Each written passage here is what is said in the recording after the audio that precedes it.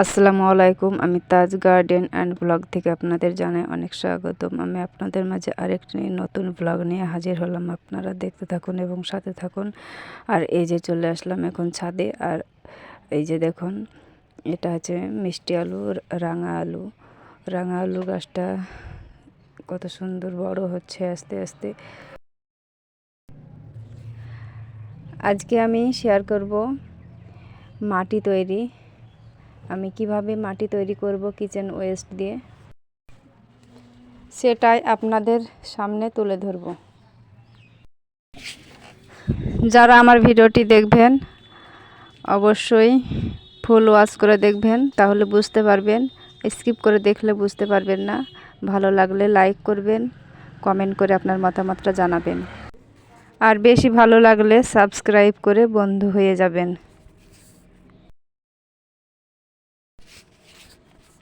আর এদিকে রান্নাঘরের সমস্ত আবর্জনা নিয়ে চলে এসেছি। আর এখানে নিয়েছি শুকনো কলা পাতা, আর এই ছোট্ট টবে নিয়েছি মাটি। এবারে আমি মাটি তৈরি করব। আর এখানে আমি নিয়েছি আর এই যে দেখুন, প্রথমেই আমি শুকনো কলার পাতা দিচ্ছি, তারপরে আমি হালকা করে মাটি দেব। আমরা অনেকেই আছি এই মাটির অভাবে আমরা ছাদে গাছ লাগাতে পারি না। আর এভাবে যদি আমরা মাটি তৈরি করি কিচেন ওয়েস্ট দিয়ে, তাহলে আমরা প্রচুর পরিমাণে মাটি তৈরি করতে পারবো। আর অল্প পরিমাণ মাটি তুলে রাখলে তারপরে এইভাবে কিচেন ওয়েস্ট দিয়ে মাটি তৈরি করলে মাটির অভাব হবে না। আর এই মাটি দিয়ে আমরা যদি গাছ লাগাই, তাহলে আমাদের রাসায়নিক সার দিতে হবে না। এটাই আমাদের তৈরি হবে জৈব সার। তারপরে আমি দেখুন, এই যে প্রথমে আমি দেখলেন আমি শুকনো কলার পাতা দিলাম, তারপরে হালকা পরিমাণ মাটি দিলাম। মাটি দেওয়ার পর এই যে কিচেনের আবর্জনা ছিল সেগুলো আমি দিলাম। এরপরে আমি আবারও হালকা করে মাটি দিয়ে দিব।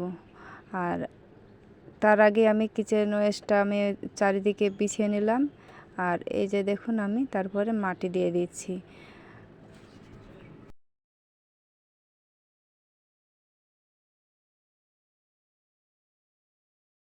এইভাবে লেয়ার বাই লেয়ার আমি কিচেন ওয়েস্ট আর মাটি দিয়ে তৈরি করে নিচ্ছি। কিচেন ওয়েস্টটা বেশি করে দেওয়া যাবে না, অল্প অল্প করে দিতে হবে, তা না হলে পোকা ধরবে। আর জানেন তো, আমরা মেয়েরা প্রায় সবাই পোকা দেখে ভয় পাই। আর যেখানে পোকা থাকে সেখানে আমরা ভয়ে হাত দিই না, ভয় লাগে। আর এই যে দেখুন, আবারও আমি কিচেন ওয়েস্টটা আমি দিলাম। তারপরে আমি আবারও একটু বিছিয়ে দিয়ে আমি মাটি দেব। কিচেন ওয়েস্টগুলো এক সপ্তাহ ধরে আমি গুছিয়ে রেখেছিলাম।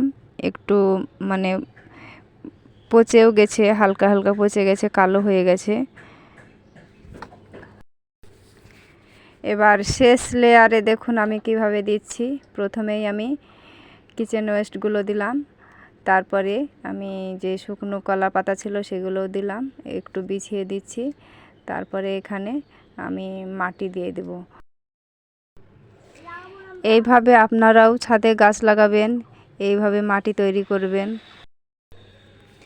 রাসায়নিক ছাড়াই সবজি খাবেন, খুবই ভালো লাগবে।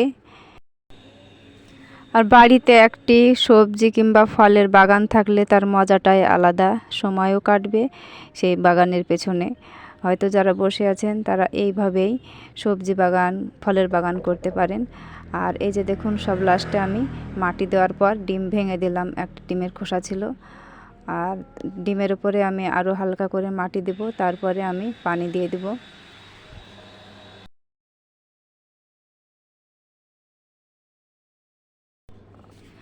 আজকের মতোই ভিডিওটি শেষ করলাম। ভালো থাকবেন, সুস্থ থাকবেন। আল্লাহ হাফেজ।